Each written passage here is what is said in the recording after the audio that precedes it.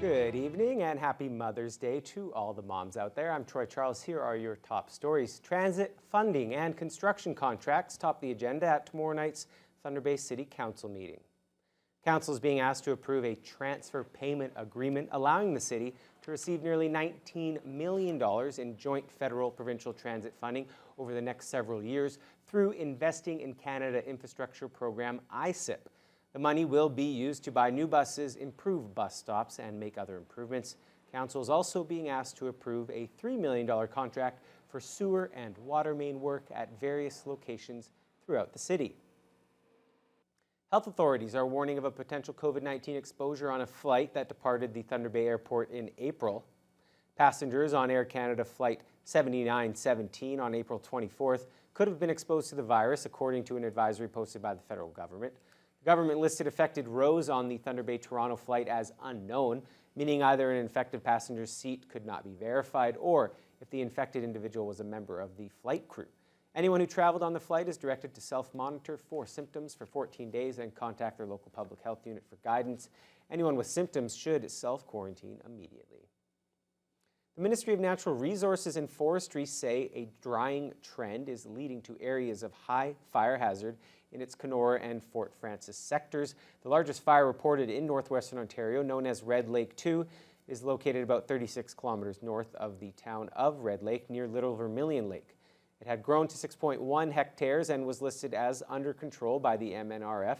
The fire received air tanker suppression on Friday.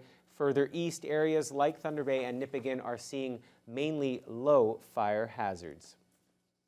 Kenora Conservative MP Eric Melillo is highlighting the Trudeau government's shortcomings when it comes to climate change, especially in regards to the Canadian Net Zero Emissions Accountability Act. At the House of Commons this past week, Melillo reprimanded governing Liberals, saying they've been spinning their wheels when it comes to climate change. He says the Conservatives have a roadmap to get Canada there and explains that Canadian energy companies and industry leaders have actually done more than Ottawa when it comes to the climate. Suncor alone has planted over 8 million trees as part of their reclamation programs, and that's of course in addition to the related efforts of other energy companies who have similar programs.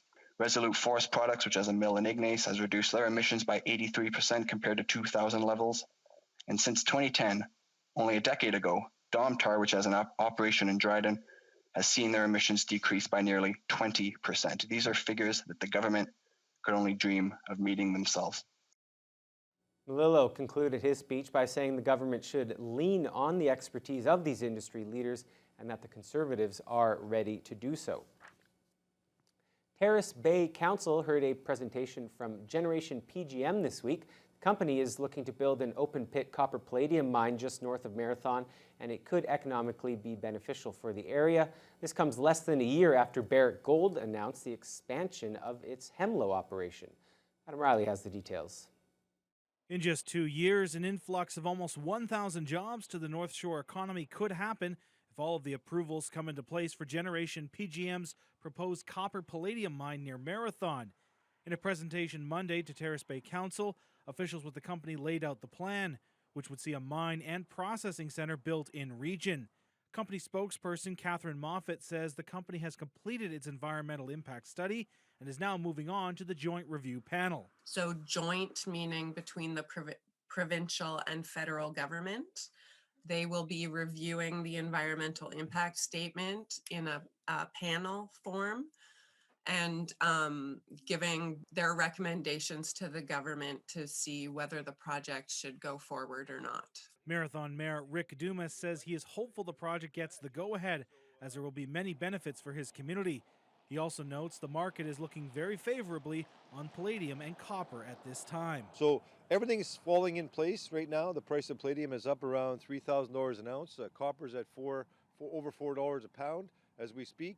So all the commodities that are in the ground outside of our community, as the crow flies, about 4.5 kilometers actually from the community, within the boundaries of the community as well, Adam. So great for Marathon, great for the region.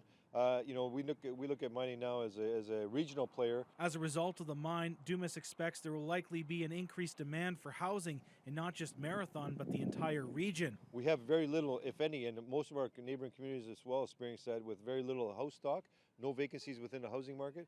So we'll see some development within our community. We also have plans for another subdivision that was part of the original plan in the 1980s.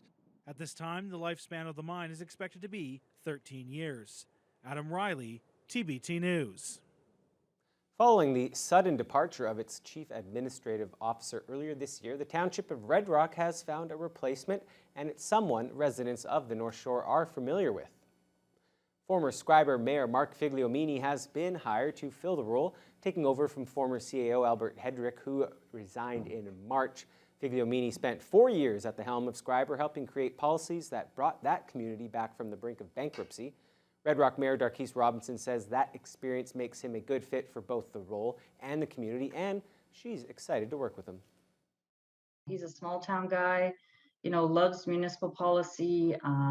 He is, just a great person in general, has lots of, network experience. He knows what small town politics is like. Red Rock and Scriber are, quite similar, with what's going on in the communities, projects that are coming up, taxes, MPAC, all of that. And he's well versed in that.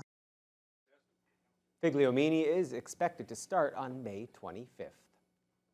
Youth between the grades of 5 to 12 are being asked to fill out a survey on cyberbullying. 9 community organizations have come together to create a 13-question survey. Information gathered from it will be put into a social media campaign to help youth manage cyberbullying. Virtual schooling has forced kids online even more than the growing rates seen pre-pandemic. The judgment-free survey is now open to kids in both elementary and high school and should only take about 10 minutes to complete.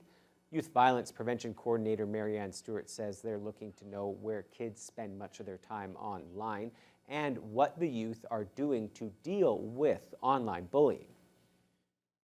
But you might get something through your TikTok, or it could be a nasty text message sent to you from a classmate. It could be images, but it could be anything that really makes you feel like embarrassed or humiliated through any kind of communication technology. The survey can be found on SurveyMonkey and is available until May 28th. Local volunteers are helping beautify the new underground youth gym on the south end of the city. A group of youth who use the center were eager to help paint a large donation box that offers free essentials to the community. Catalina Gillies has the story. Settling into its new location on Victoria Avenue. The gym was forced to close its location on Simpson Street 2 years ago, following damage from a fire that occurred nearby. The Victoria Avenue building was found last October, offering a new space for the center. The gym offers youth programs such as music, counseling, a space for working out, and also gives back to the community. Gym founder Peter Panetta says he's had a donation box outside the center since 2004. The box offers free essentials to any community member that needs them. I saw the purpose because there's a lot of need, and without having the folks to come and knock at my door and ask, they can maintain some dignity by going through there. And I throw everything in there. I throw everything from clothes, shoes, boots, to eyeglasses, food, a little bit of everything just to accommodate their needs. Local artist and teacher Yuk Semwan said she was inspired to get involved after she saw the new wooden donation box on social media. She reached out to Panetta and said she would help design and paint the box, along with some youth from the center. Last week I came here and I worked actually with the 3 kids, and they told me what the gym meant to them. They wanted friendship and family, a safe space, some respect. They wanted to use the medicine wheel colors to really, bring forward that collaboration and community feel to it. It brings a lot of attention to the box where people could grab stuff that they need, maybe clothes to keep warm throughout the winter and all that.